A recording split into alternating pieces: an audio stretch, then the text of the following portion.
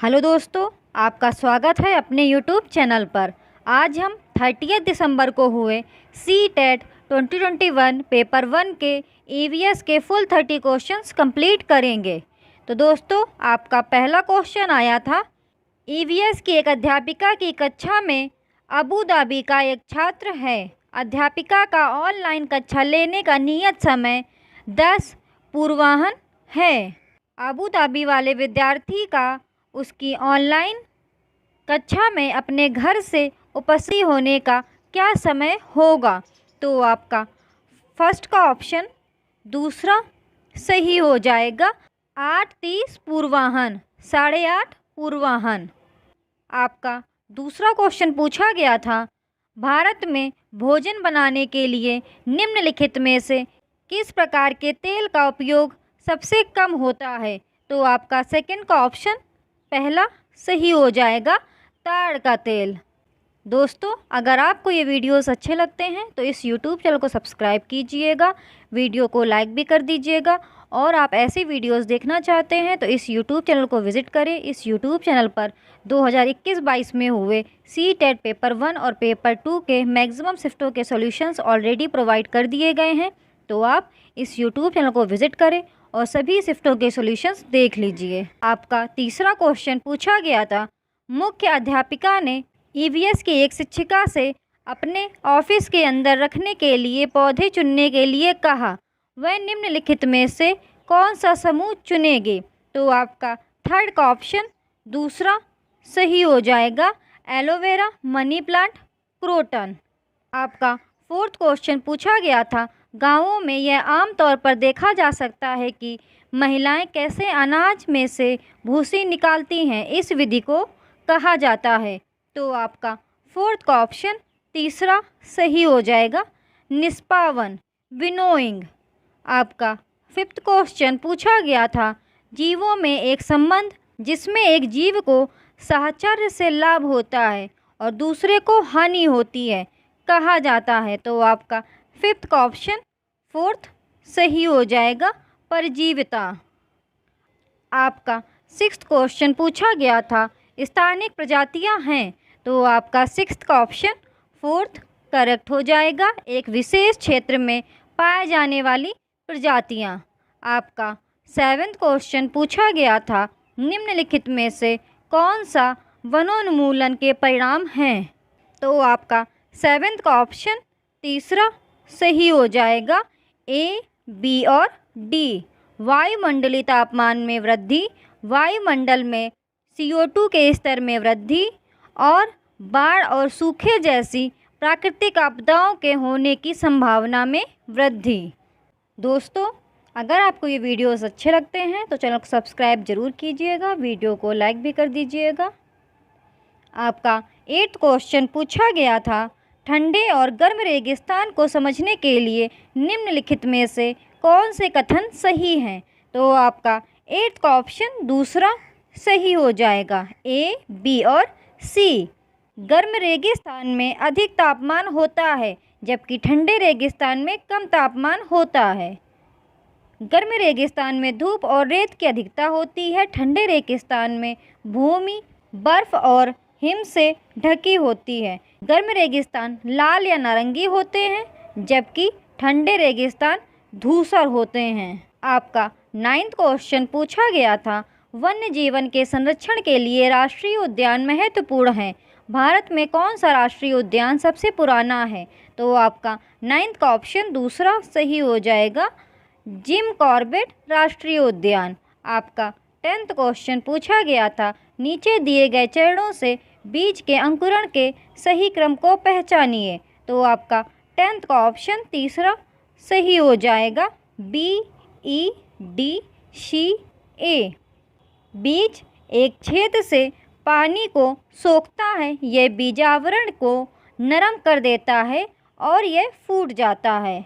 उसके बाद बीज से एक छोटी मूल निकलती है जो कि नीचे की ओर बढ़ती है। उसके बाद इस परिस्थिति में नन्हा पौधा बीज में उपस्थित भोजन से जीवित रहता है। उसके पश्चात बीज से प्रांकुर निकलता है और वह ऊपर की ओर बढ़ता है, और उसके पश्चात पत्तियां आने के बाद अल्पवयस्क पौधा अपना भोजन स्वयं बना सकता है। आपका 11th क्वेश्चन पूछा गया था, बाजरे के बीज का खेत से थाली तक के सही चरण को चुनिए। तो आपका 11th का ऑप्शन तीसरा सही हो जाएगा। फसल काटना, थ्रेसिंग, निष्पावन, पीसना, गूंथना, बेलना और उसके पश्चात सेकना। आपका 12th क्वेश्चन पूछा गया था, रेड डाटा पुस्तक दर्ज करती है। तो आपका 12th का ऑप्शन 4th सही हो जाएगा। संकटापन्न पौधे और जानवर। आपका 13th क्वेश्चन पूछा गया था, नेहरू पर्वतारोहण संस्थान कहाँ स्थित है। तो आपका 13th का ऑप्शन पहला सही हो जाएगा, उत्तरकाशी। आपका 14th क्वेश्चन पूछा गया था, पहचानिए कि निम्नलिखित राज्यों में से किसके एक तरफ समुद्र है। तो आपका 14th का ऑप्शन दूसरा सही हो जाएगा, गुजरात, महाराष्ट्र, गोवा, कर्नाटक, केरल, तमिलनाडु, आंध्र प्रदेश, पश्चिम बंगाल और उड़ीसा।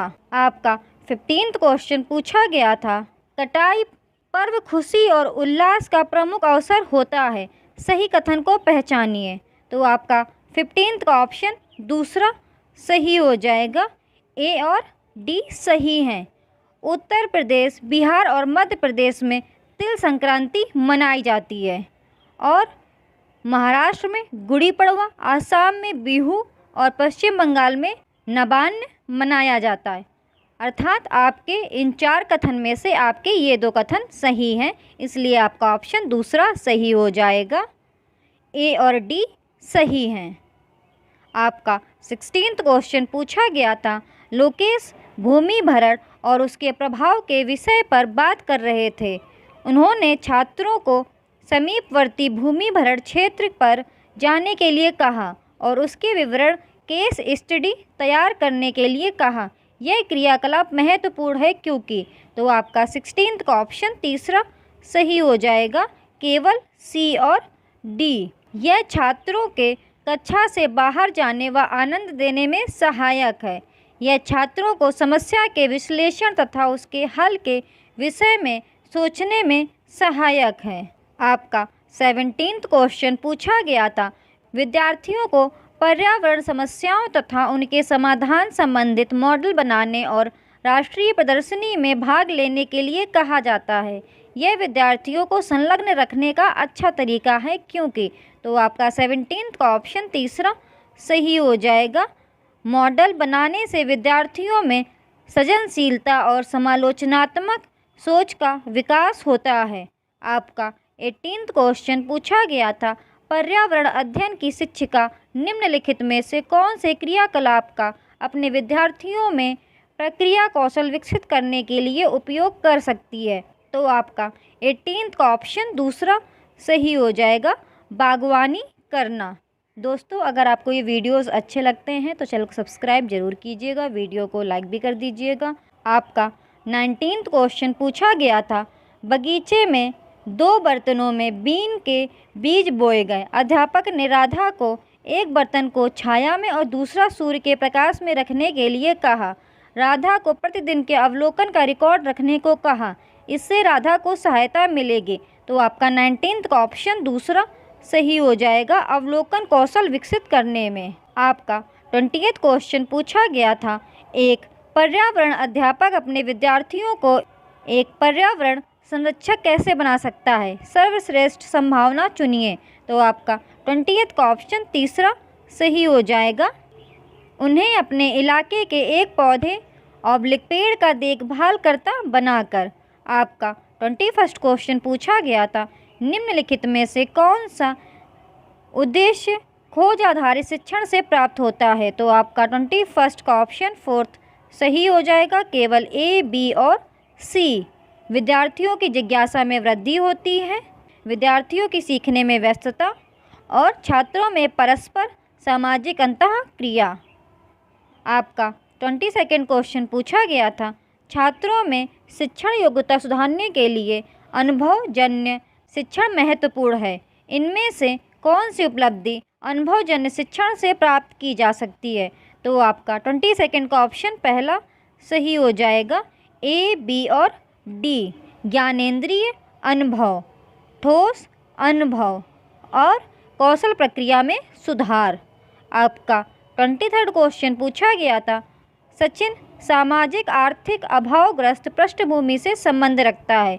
उसकी कक्षा अध्यापिका श्रीमती खुराना को उसकी सहायता करनी चाहिए और कक्षा में ऐसा वातावरण व स्थिति बनानी चाहिए जिससे, तो आपका 23rd का ऑप्शन पहला सही हो जाएगा, उसके संस्कृति और सामाजिक परिवेश को सम्मान से देखा जाए। आपका 24th क्वेश्चन पूछा गया था, निम्नलिखित में से कौन एक पर्यावरण अध्ययन के अध्यापक के लिए ईवीएस कक्षा को प्रभावशाली बनाने में सहायक होगा। तो आपका 24th का ऑप्शन पहला सही हो जाएगा, केवल ए और सी, विद्यालय का बगीचा और सूचना व संप्रेषण तकनीकी। आपका 25th क्वेश्चन पूछा गया था, श्रीमती मेहरा अपने छात्रों के परस्पर संबंधों, सामाजिक विशेषताओं, गुणों का विकास करना चाहती हैं। वे अपने पर्यावरण अध्ययन की कक्षा में किस आकलन के साधन का उपयोग करें। तो आपका 25th का ऑप्शन पहला सही हो जाएगा, केवल बी और सी, चर्चा द्वारा और सामूहिक क्रियाकलाप। आपका 26th क्वेश्चन पूछा गया था, पर्यावरण अध्ययन के अध्यापक श्री मेहरा जी अपनी कक्षा में हमेशा भारत का मानचित्र लेकर जाते हैं, क्योंकि, तो आपका 26 का ऑप्शन तीसरा सही हो जाएगा, मानचित्र छात्रों को स्थान और दिशाओं की स्थिति को समझाने में सहायक होते हैं। आपका 27 क्वेश्चन पूछा गया था, अर्जुन अक्सर पर्यावरण अध्ययन की कक्षा में विद्यार्थियों से खेल के मैदान से लौटते हुए क्या देखा, उसके विषय में रोचक प्रश्न पूछते हैं। इस प्रकार वे विद्यार्थियों के किस कौशल का आकलन करते हैं। तो आपका 27 का ऑप्शन तीसरा सही हो जाएगा, अवलोकन कौशल। आपका 28th क्वेश्चन पूछा गया था, प्राथमिक स्तर के लिए कौन सी विधि पर्यावरण अध्ययन शिक्षण के लिए अच्छी नहीं है। तो आपका 28 का ऑप्शन दूसरा सही हो जाएगा, कक्षा अध्यापन में प्रत्यय तथ्य देना। आपका 29th क्वेश्चन पूछा गया था, श्रीमती मनीषा पर्यावरण अध्ययन के शिक्षण के लिए अच्छा वातावरण बनाना चाहती हैं, वे योजना बनाती हैं। तो आपका 29 का ऑप्शन फोर्थ सही हो जाएगा, आसपास के क्षेत्र के सर्वे का आयोजन करना। आपका 30th क्वेश्चन पूछा गया था, पर्यावरण अध्ययन शिक्षण डैश उपागम का अनुसरण करता है। तो आपका 30th का ऑप्शन पहला सही हो जाएगा, सामाजिक रचनावादी। अगर आपको ये वीडियोस अच्छे लगते हैं तो इस YouTube चैनल को सब्सक्राइब कीजिए, वीडियो को लाइक कर दीजिए। आपको इस YouTube चैनल पर ऐसे वीडियोस मिलते रहेंगे। आज हम 30 दिसंबर को हुए CTET 2021 पेपर 1 के CDP के फुल 30 क्वेश्चंस कंप्लीट करेंगे। तो दोस्तों, आपका पहला क्वेश्चन पूछा गया था, एक बच्चा कूदना सीखने से पहले चलना और उछलना सीखता है, यह विकास के किस सिद्धांत को दर्शाता है। तो आपका फर्स्ट का ऑप्शन दूसरा सही हो जाएगा, विकास पूर्व अनुमानित प्रतिमानों का अनुसरण करता है। आपका सेकंड क्वेश्चन पूछा गया था, बालकों में वृद्धि और विकास में क्या शामिल है। तो आपका सेकंड का ऑप्शन तीसरा सही हो जाएगा, मात्रात्मक एवं गुणात्मक परिवर्तन दोनों। दोस्तों, अगर आपको ये वीडियोस अच्छे लगते हैं तो इस YouTube चैनल को सब्सक्राइब कीजिएगा, वीडियो को लाइक भी कर दीजिएगा। और आप ऐसी वीडियोस देखना चाहते हैं तो इस YouTube चैनल को विज़िट करें। इस YouTube चैनल पर 2021-22 में हुए CTET पेपर 1 और पेपर 2 के मैक्सिमम शिफ्टों के सॉल्यूशंस ऑलरेडी प्रोवाइड कर दिए गए हैं, तो आप इस YouTube चैनल को विज़िट करें और सभी शिफ्टों के सॉल्यूशंस देख लीजिए। आपका थर्ड क्वेश्चन पूछा गया था, निम्नलिखित में से कौन सा कारक भौतिक एवं सामाजिक दुनिया की जटिल शक्तियों को संबोधित करता है जो किसी बालिका के अनुभवों को उसके विकास के दौरान प्रभावित करते हैं। तो आपका थर्ड का ऑप्शन थर्ड सही हो जाएगा, पोषण। आपका फोर्थ क्वेश्चन पूछा गया था, निम्नलिखित में से कौन सी बच्चों के सामाजिकरण की प्राथमिक संस्थाएं हैं। तो आपका फोर्थ का ऑप्शन फोर्थ सही हो जाएगा, परिवार एवं पास पड़ोस। आपका फिफ्थ क्वेश्चन पूछा गया था, कमल स्वयं को तर्क देता है कि यदि तनु उसे एक क्रेयॉन देगी तो वह उसे भी एक क्रेयॉन देगा ताकि उपहारों के लेन देन में समानता हो। कमल लॉरेंस कोलबर्ग के नैतिक विकास के किस चरण पर है। तो आपका फिफ्थ का ऑप्शन पहला सही हो जाएगा, यांत्रिक उद्देश्य उन्मुखीकरण अर्थात इंस्ट्रूमेंटल पर्पस ओरिएंटेशन। आपका 6th क्वेश्चन पूछा गया था, संज्ञानात्मक विकास के किस चरण में बच्चे एक दूसरे के साथ खेल संबंधी विचार साझा करते हैं और इस समझ को मजबूत करते हैं कि प्रतीक वस्तुओं का प्रतिनिधित्व करते हैं, लेकिन संरक्षण कौशल की कमी होती है। तो आपका 6th का ऑप्शन तीसरा सही हो जाएगा, पूर्व संक्रियात्मक चरण। आपका 7th क्वेश्चन पूछा गया था, एक 6 वर्षीय बालिका सोचती है कि लंबे गिलास में छोटे और चौड़े गिलास से अधिक पानी आता है, यद्यपि उसकी आंखों के सामने ही पानी एक बर्तन से दूसरे बर्तन में पलटा गया है। पियाजे के अनुसार बालिका की यह सोच किस योग्यता की कमी के कारण है? तो आपका 7th का ऑप्शन तीसरा सही हो जाएगा, अकेंद्रीयता। आपका 8th क्वेश्चन पूछा गया था, बच्चा मैं पहेली के इस हिस्से को पूरा नहीं कर पा रहा हूँ। अध्यापक यहाँ कौन सा टुकड़ा आना चाहिए क्योंकि ये बिल्ली के पैर हैं? बच्चा पंजे। अध्यापक सही। कौन सा टुकड़ा पंजे जैसा दिखता है? बच्चा यह वाला। उपर्युक्त बातचीत में सामाजिक अंतःक्रिया की किस विशेषता पर प्रकाश डाला जा रहा है? तो आपका 8th का ऑप्शन तीसरा सही हो जाएगा, पाड़ अर्थात स्कैफोल्डिंग। आपका 9th क्वेश्चन पूछा गया था, लेव विगोत्स्की का संज्ञानात्मक विकास का सिद्धांत किससे संबंधित है? तो आपका 9th का ऑप्शन पहला सही हो जाएगा, सामाजिक सांस्कृतिक दृष्टिकोण। आपका 10th क्वेश्चन पूछा गया था, पियाजे के सिद्धांत पर आधारित एक रचनावादी कक्षा में बच्चे किस तरह से सीखते हैं? तो आपका 10th का ऑप्शन 4th सही हो जाएगा, स्वतः स्फूर्त गतिविधियों से सीखते हैं। दोस्तों अगर आपको ये वीडियोस अच्छे लगते हैं तो चैनल को सब्सक्राइब जरूर कीजिएगा, वीडियो को लाइक भी कर दीजिएगा। आपका 11th क्वेश्चन पूछा गया था, हार्वर्ड गार्डनर के बहुबुद्धि सिद्धांत के अनुसार यदि किसी व्यक्ति में दूसरों की भावनाओं और व्यवहार को समझने की योग्यता है तो इसमें निम्नलिखित में से कौन सी बुद्धि कही जाएगी? तो आपका 11th का ऑप्शन 4th सही हो जाएगा, अंतर्वैयक्तिक बुद्धि। आपका 12th क्वेश्चन पूछा गया था, अध्यापकों को उदाहरण देते हुए महिलाओं नर्स व अध्यापिका के रूप में दिखाने तक तथा पुरुषों को डॉक्टर या पायलट दिखाने तक सीमित नहीं करना चाहिए, क्योंकि ऐसा करना डैश को चिन्हित करता है। तो आपका 12th का ऑप्शन दूसरा सही हो जाएगा, लैंगिक रूढ़िबद्धता। आपका 13th क्वेश्चन पूछा गया था जो कि अभिकथन और कारण वाला आया था। तो आपका अभिकथन दिया गया था, बच्चों के भाषाई विकास के लिए प्राथमिक स्तर की कक्षाओं में मुद्रित समृद्ध परिवेश आवश्यक है। कारण दिया गया था, भावनाओं की अधिगम में महत्वपूर्ण भूमिका होती है। तो आपको सही विकल्प बताना था। तो आपका 13th का ऑप्शन दूसरा सही हो जाएगा, ए और आर दोनों सही हैं, लेकिन आर ए की सही व्याख्या नहीं करता है।